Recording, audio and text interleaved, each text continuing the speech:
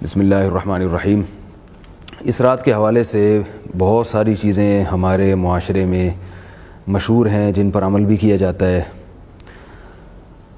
میرا خیال ہے عبادت کے علاوہ سب کچھ ہی ہوتا ہے اس رات میں۔ قبرستان جاتے ہیں لوگ، نہاتے دھوتے ہیں، اچھے میں نے خود دیکھا ہے اچھے پڑھے لکھے لوگوں کو، بعض تو ایسے ہیں جن کے علماء سے تعلق بھی ہے، وہ اس رات کو نہا کے نئے کپڑے پہنتے ہیں، جتھوں کی شکل میں قبرستان جاتے ہیں۔ پھر قبرستان پہ بعض لوگ باقاعدہ پروگرام کرتے ہیں، روتے ہیں دھوتے ہیں، دعائیں مانگتے ہیں، ٹی وی چینلز پہ لوگ دیکھتے ہیں۔ اچھا خاصا ایک انٹرٹینمنٹ کا ایک ذریعہ بن جاتی ہے یہ رات۔ حلوے بھی پکائے جاتے ہیں، بھجوائے بھی جاتے ہیں، کھائے بھی جاتے ہیں، چراغاں کیا جاتا ہے۔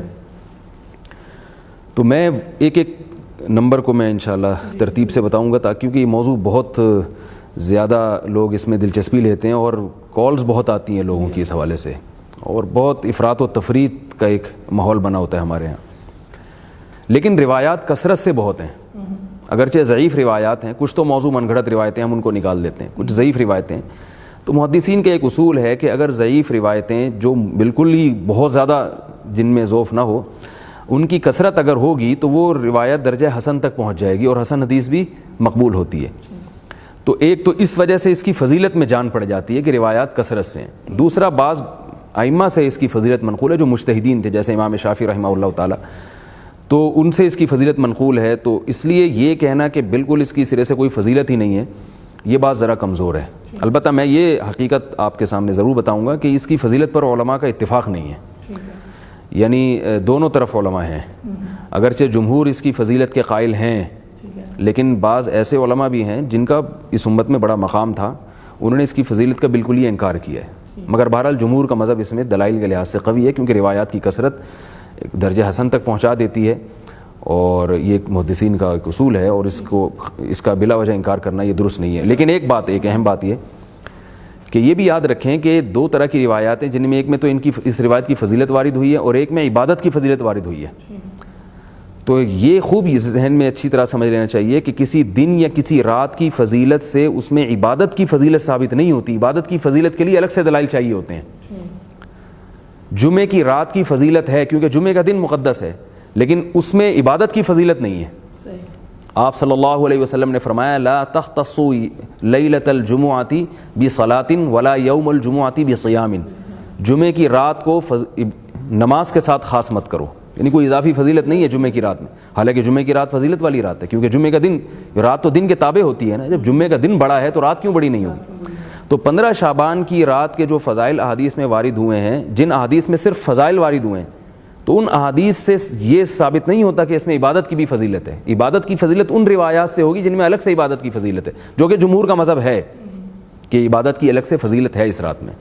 تو وہ روایتیں کیا ہیں، چونکہ میں بھی زیادہ ڈیٹیل میں نہیں جاتا، تو میں تھوڑی خلاصہ بیان کر رہا ہوں اس رات کی اہمیت کے بارے میں۔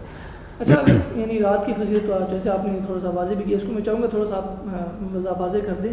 کیا اس رات کے بارے میں پھر کوئی علماء، جب جمہور آپ کہتے ہیں کہ جمہور اس رات کی فضیلت کے قائل ہیں، جی، تو اس رات کے اندر کوئی خاص عبادت کی بھی قائل ہیں کہ یہ نہیں؟ نہ، یہ بہت اچھا سوال ہے آپ کا۔ دیکھیں، عبادت کی فضیلت کا مطلب یہ ہے کہ نبی صلی اللہ علیہ وسلم نے جو نوافل جب بھی پڑھے ہیں، تو آپ صلی اللہ علیہ وسلم نے سوائے تراویح کے اجتماعی سطح پہ نوافل نہیں پڑھے۔ صرف ایک رمضان کی تراویح ایسی نماز ہے جس میں آپ صلی اللہ علیہ وسلم نے ایک بڑا اجتماع کیا، اور وہ بھی 3 دن کیا تاکہ امت پہ واجب نہ ہو جائے۔ پھر خلفائے راشدین نے اس کو باقاعدہ تواتر کے ساتھ جاری کیا اس کو۔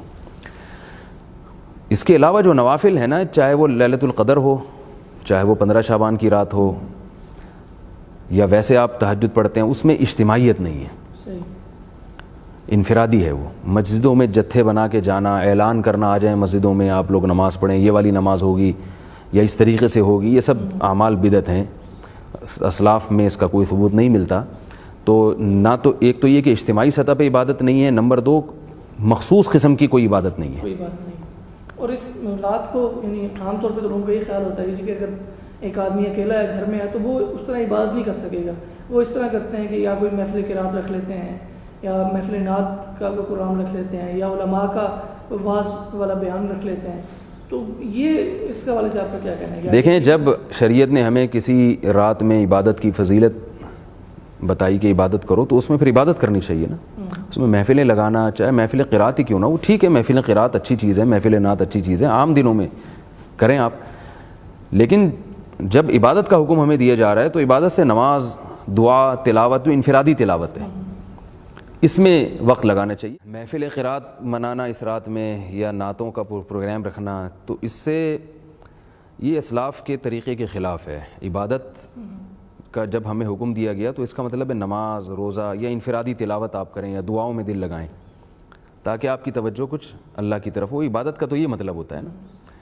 محفل نعت ہے یا محفل قرات ہے وہ تو کسی بھی وقت کی جا سکتی ہے.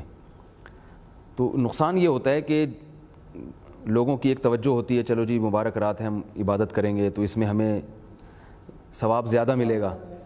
تو اگر آپ وہ لوگوں کو ہٹا کے اس میں، جیسے بعض مسجدوں میں تو پوری رات بیانات چلتے ہیں. بھائی بیان تو بذات خود مقصود نہیں ہے نا. بیان کا تو مقصد ہے کہ لوگوں کو دین کی طرف لانا. تو وہ آدھے گھنٹے کا ہو، 1 گھنٹے کا ہو. اب اس کے بعد بھی جو شریعت نے ہمیں کہا ہے عبادت کرو تو عبادت کریں نا پھر اس کی. اب آپ عبادت ہی پہ پوری رات بیان شروع کر دیں تو مطلب کہ وہ تو جو جیسے لیلۃ القدر کی رات ہے اس میں ایک رات کی عبادت 80 سال کی عبادت سے افضل ہے. تو عبادت افضل ہے. ایک رات کا بیان 80 سال کے بیان سے افضل نہیں ہے.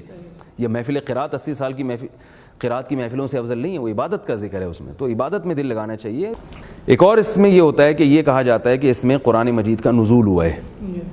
قرآن نے بالکل 2 ٹوک لفظوں میں یہ بات بتا دی ہے.